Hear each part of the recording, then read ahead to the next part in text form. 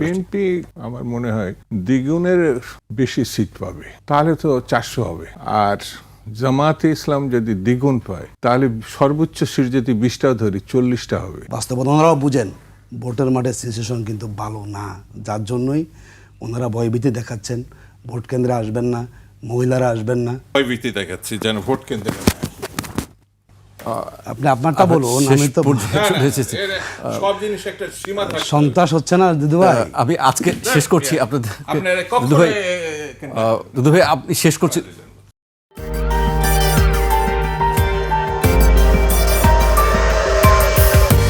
5ই আগস্টের পরবর্তী সময়ে মানুষ জামাতের প্রতি আকৃষ্ট হয়েছে এবং আমাদের নেতারা যেখানে যাচ্ছেন, এই যে গত 22 তারিখ থেকে যে আমাদের নির্বাচনী সফর শুরু হয়েছে, নিঃসন্দেহে আপনি দেখেছেন, জনগণও দেখেছে, যেখানে যাচ্ছেন সে হাজার হাজার মানুষ সেখানে সমবেত হচ্ছেন, লক্ষাধিক সেখানে ছাড়িয়ে দেয়, এক জেলাতে একাধিক জায়গা সমাবেশ, লক্ষ লক্ষ লোক সেখানে হয়ে যাচ্ছে। মানুষের আগ্রহ কিন্তু এখন পরিবর্তনের পক্ষে এবং জামাত মানুষকে বোঝাতে সক্ষম হয়েছে যে পরবর্তীতে বাংলাদেশে যদি নতুন তার রাজনীতি আনতে হয়, যদি দুর্নীতিমুক্ত বাংলাদেশ গড়তে হয়, যদি জুলাই শহীদের স্বপ্নের বাংলাদেশ আমরা গড়তে চাই, যদি আমরা সংস্কার প্রস্তাব চাই, তো মানুষের মধ্যে মানুষের না এই দলটি এগিয়ে আছে, এই জোট এগিয়ে আছে, যার জন্য এখন নির্বাচনী মাঠে আমি যদি ভাইকে শ্রদ্ধার সাথে বলি, একসময় ভাবতেন যে খুব সহজে পার হয়ে যাবেন, এটা মানুষও ভাবত, আসলে শেষ দিকে এসে এখন নির্বাচনী লড়াইটা অত্যন্ত হাড্ডাহাড্ডি লড়াই হবে। এটি কেউ বলতে পারছেন না এখন আমরাই কিন্তু ক্ষমতা আসবো, এবং জনগণের মধ্যে চিন্তার অনেক পরিবর্তন হয়েছে, সবাই এখন চায়। যেন বিএনপি এখন বলে যে নির্বাচনে সন্ত্রাস হবে, কিন্তু সন্ত্রাস তো আসলে আমরা কখনো করি না, কিংবা যারা জামাত জোটের সাথে কেউ সন্ত্রাস করেছেন বিগত ইতিহাস কিন্তু তা বলে না। আবার আমরাও বলি যে অপর পক্ষ থেকে এখানে কেন্দ্র দখল হতে পারে। এটি সবই আমরা সম্ভাবনা নিয়ে যাতে করে ইলেকশনটা আমাদের সুন্দর হয়, যাতে করে সরকার তার আইনশৃঙ্খলা বাহিনী ভালো ইলেকশন করতে পারে। দেখুন, সব মিলিয়ে কথা হলো, আমরা গোলমাল কথা সবাই বলবো না, আমরা কেউ গোলমাল চাই না। আমরা চাই জনগণ যাদেরকেই দেখ, জনগণের ম্যান্ডেট পেয়ে আমরা অপোজিশনে যাই, কোনো সমস্যা নেই। যারাই জনগণের ম্যান্ডেট পাবে, যে অবস্থায় থাকুন না কেন, জনরায়ের প্রতি আমাদের সম্মান দেখাতে পারলেই কল্যাণ। কারো পক্ষে গোলমাল সৃষ্টি করা কিংবা ভোট কেন্দ্র প্রভাবিত করার চেষ্টা করা, যেমন দেখুন তোনার তারেক রহমান বলছে যে তাহাজ্জুদ পড়ে আসবেন, আমরা বলি আরও আগে আসবেন, এটা সবাই কিন্তু ভালো দিক। আপনারা বলছেন আরো যাতে করে কেউ কিছু অঘটন ঘটাতে না পারে, এটি আমি পজিটিভ ভাবছি, নেগেটিভ ভাবছি না। তাহলে তো দিনের ভোট রাতের না, রাতে বলতে আপনি আগে থেকে মাঠে, যাতে করে কেউ ভোট কেন্দ্রে পরিবেশ তৈরি করতে না পারে। পাহারা দেওয়ার কথা বুঝিয়েছেন, তার জনশক্তিকে আরেকটু বেশি সক্রিয় হওয়ার কথা বুঝিয়েছেন। যে কোনো দল তার অবস্থান সম্বন্ধে নিজেদের ধারণার কথাটাই বলবে, কিন্তু বাস্তব দৃষ্টিভঙ্গি অতীত এবং ভবিষ্যতে যখন নির্বাচন হবে তখনই এটা পরিষ্কার হবে। 54 বছরের ভিতরে জামাতের ইসলামে আমাদের সঙ্গে মানে বিএনপির সঙ্গে ফ্রন্টভুক্ত হয়ে যখন নির্বাচন করেছে বিএনপির সঙ্গে, তখন তাদের সম্ভবত 15-20টা সিট পাইছে, কিন্তু এককভাবে যখন নির্বাচন করেছে 3টা থেকে 6টার ঊর্ধ্বে যায়নি। এটা হচ্ছে রেজাল্ট, ঊর্ধ্বে আর নিচে। পাকিস্তান আমলেও উল্লেখযোগ্য ইলেকশনের রেজাল্ট খুব একটা নাই, মানে ভোটের রেজাল্টের নেম অফ জামাত ইসলাম এই ধরনের ঘটনা নাই। আর এককভাবে এই দল ক্ষমতাসীন হওয়ার পরে, এটা পাকিস্তানে আছে, বাংলাদেশে আছে, ইন্ডিয়াতেও আছে জামাত ইসলামে। তো কখনো কোনো রাষ্ট্রে মানে মুসলিম লীগ যেমন আছে, পাকিস্তান আমলে তারা ক্ষমতায় ছিল, বিএনপি আছে, এমনকি জাতীয় পার্টির স্মৃতি আছে, কিন্তু জামাত ইসলামের নাই। কিন্তু সব থেকে পুরাতন দল এই অঞ্চলের, পাকিস্তান আর বাংলাদেশের, তার আগে ছিল মুসলিম লীগ, জামাত ইসলাম। তো সেই জন্যে আশাবাদের কথা না থাকলে তো একটা দল থাকবে না। যদি প্রথম চোটেই তারা বলে আমাদের সম্ভাবনা নেই, তাহলে সেই দলের লোক তো অন্য দলে চলে যাবে, কারণ নির্বাচনমুখী মানে রাষ্ট্র ক্ষমতায় যাওয়ার। তাদের এই আশাটা কতটুকু বাস্তব ভিত্তিক আপনি মনে করেন? আমি তো আপনাকে একটা পরিসংখ্যান দিয়ে বললাম। জি, কিন্তু আমি সামনের কথা বলছি। সামনেটা যদি আপনাকে নিতে হয়, তাহলে অতীতটা দেখে সামনে ইলেকশনের পরে মন্তব্য করা যায়। আমি তাদের উচ্চাশা বা মধ্যম আশা এইভাবে ব্যাখ্যা করব না।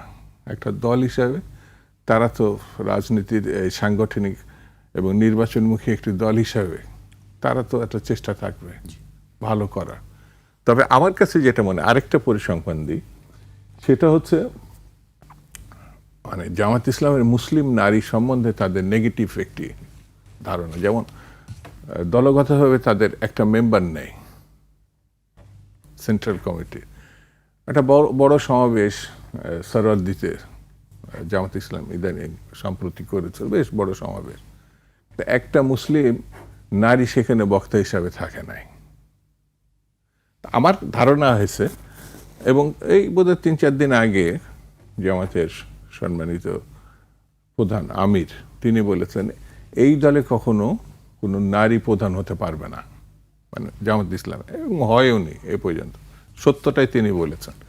তো যেখানে আমি ভোটের মানে আমাদের দেশে বিশেষ করে অর্ধেকের কাছাকাছি না, একটু বেশিও হতে পারে কোনো কোনো জায়গায় নারী ভোটার, তো ওইটাকে আমি মাইনাসে রাখছি। তাহলে এখন আমি পুরুষ ভোটার দিয়ে আপনাকে জিততে হবে। বিএনপি আগের থেকেও ভালো রেজাল্ট করবে, অতীতের থেকেও।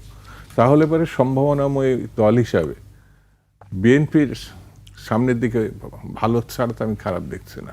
আমাদের দুদু ভাই বলেছেন যে জামাত একক ইলেকশন করে 3 থেকে 6টা সিট পেয়েছে। 1991 সালে জামাত ইলেকশন আগে করেছে না, তখন 18টা সিট পেয়েছি আমরা। তো 1991 সালে 18টা সিট পেয়ে আমরা তো বিনা শর্তে, যখন আওয়ামী লীগ আসছিল জামাতের আমিরের কাছে বিএনপি আসছিল, এবং জামাত তখন দেশের রাজনীতি বিবেচনা করেই বিএনপিকে দেশের জন্য পজিটিভ ভেবে কিন্তু আমরা বিনা শর্তে সমর্থন দিয়েছি না। সে 18 সিট তো ঐক্যবদ্ধ হয় না, আলাদা ইলেকশন আমরা করেছি। মানে বলে গেছেন ওই জিনিসটা বলতে। 96-এ আমরা ইলেকশন করেছি আলাদা, সেটা আপনি বলতে পারেন। আমরা 3টা সিট পেয়েছি। তারপর থেকে এই মানে লাস্ট সময় পর্যন্ত জোটবদ্ধ ইলেকশন হয়। 2001 সালে জোটবদ্ধ ইলেকশন আমরা করেছি, 8ও করেছি, 14তে আমি ইলেকশন করিনি, 18তেও করেছি। সেই পর্যন্ত 26টা ইলেকশন কেউ করেনি। তো আমাদের ইতিহাসটা হলো 96-এর ইতিহাস। তার মানে আজ থেকে প্রায় 30 বছর আগের আপনার ওই দেশের জনসংখ্যা বেড়েছে, ভোটারও বেড়েছে, নানা পরিসংখ্যান বেড়েছে। আমরা কেন আশাবাদী দেখুন, এটি আমি আপনার অনেকবার এই শোতে বলেছি। সাম্প্রতিক সময়ে যে ইলেকশনের যে বিশ্ববিদ্যালয়গুলোতে, এটি কখনো আমরা ভাবতে পেরেছি বলুন তো? ছাত্র দলের মতো 3বারের যেই দল, যাদের যে মানে বড় সংগঠন ক্ষমতা আসছে। আপনি কি মনে করেন যে সারা দেশে যে বিশ্ববিদ্যালয়গুলোর যে ফলাফল সেটি জাতীয় নির্বাচনে প্রভাব ফেলবে? কেন মনে করব না? মনে করে যথেষ্ট কারণ আছে। এই জন্য করি, লাস্ট পর্যন্ত শাহজালাল বিশ্ববিদ্যালয় আমরা বন্ধ করেছেন নানা কায়দা কানুন করে, যাতে করে এটা কোনো প্রভাব নির্বাচনে পড়তে না পারে। সেটি কায়দা কলম করে বন্ধ করা অবশ্যই করেছে। নির্বাচন কমিশনে ওনারা মব সৃষ্টি করেছেন, ওনারা হলো এরপরে মানে কোর্টের দ্বারস্থ হয়েছেন, বিএনপির আইনজীবীরা সেখানে ভূমিকা রেখেছেন। যেখানে দরকার ছিল ওনাদের আইনজীবীরা ভোটের পক্ষে অবস্থান করে, ওনার বিপক্ষে অবস্থান করেছেন। ধরুন কেন বললাম, দেশের যেখানে যারা মেধাবী স্টুডেন্ট, যারা ইয়াং সোসাইটি, তারা যখন 5টা বিশ্ববিদ্যালয় একটা নির্দিষ্ট দলের সমর্থিত প্যানেলকে বিপুল ভোটে বিজয়ী করে, সে কোনো প্রভাব পড়বে না ইলেকশন, এটা কীভাবে ধারণা করেন আপনি? অবশ্যই প্রভাব পড়বে। এই প্রভাব পড়বে বলেই তো এখন ওনারা নানা জায়গাতে আমাদের বিরুদ্ধে একটা গুজব ছড়াচ্ছেন। দেখুন গুজবটা কি, ইদানিং দেখলাম 2টা শব্দ ওনারা খুব পেরেশান, গুপ্ত নিয়ে পেরেশান। আগে সে তো রাজাকার শব্দ, এখন আসছে গুপ্ত শব্দ। এই গুপ্ত বলতে এখন তো ওনাদের চেয়ারম্যানে গুপ্ত হয়ে গেছে অনেকটাই, মানে বলা শুরু করেছে। আমরা এটি বলতে চাই না, কারণ এখন দলের চেয়ারম্যানের প্রতি আমাদের অবশ্যই সম্মান রাখাটা আমরা যৌক্তিক মনে করি। মানুষ এখন বলে যিনি 70 দেশের বাইরে ছিলেন উনি কীভাবে এই কথা বলতে পারেন, জবাবনি দিবেন। দ্বিতীয় বলছেন কি যে জামাতে কোনো কি নাই, নারী প্রার্থী নাই। এটা কেন জানেন? মানুষের দৃষ্টিভঙ্গি ভিন্ন দিকে নেওয়ার জন্য। বিশ্ববিদ্যালয়ে যখন ছাত্রীরা আমাদেরকে ভোট দিয়েছে, বিপুল সংখ্যক ছাত্রীরা, নাহলে তো পাশ করার কথা না, আমরা বিপুল সংখ্যক নারীরা তারা দাঁড়িপাল্লা প্রতীকে ভোট দিবেন, এবং সেটা হিজাবি হোক নন হিজাবি হোক, আমরা বলি সকল নারীরা এবার তারা দাঁড়িপাল্লা প্রতীককে সমর্থন করবেন। বিএনপি আমার মনে হয় দ্বিগুণের বেশি সিট পাবে, কমপক্ষে দ্বিগুণ, তাহলে তো 400 হবে। আর জামাতে ইসলাম যদি দ্বিগুণ পায়, তাহলে সর্বোচ্চ সিট যদি 20টা ধরি 40টা হবে। তা আমরা যদি 400 সিট পেয়ে যাই, আর সিট থাকে কোথায়? দ্বিগুণ।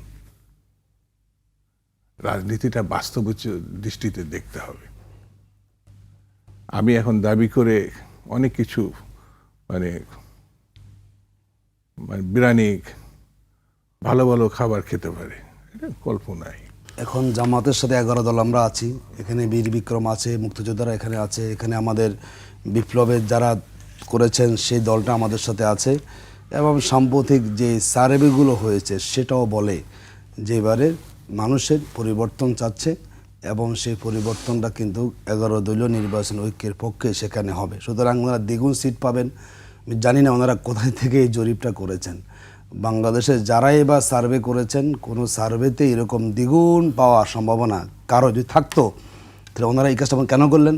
ওনারা এলডিপিকে ভাঙলেন, এনপিপিকে ভাঙলেন, এনডিএমকে ভাঙলেন, সব দলকে ভাঙে কেন ঢুকালেন বিএনপিতে বলেন তো? ওই যে বয়, যদি এত ওনারা কনফিডেন্স থাকতো দানের জিতে যাবে তাহলে ওনারা সব, যেখানে জিয়াউর রহমান ছিলেন বহুদলীয় গণতন্ত্রের উপকার, এবার তারা কি করেছেন? সব দলকে বিলুপ্ত করে কি করেছেন? দানেশের প্রতি নিয়ে আসছেন। এটা কেন করেছেন বলুন তো?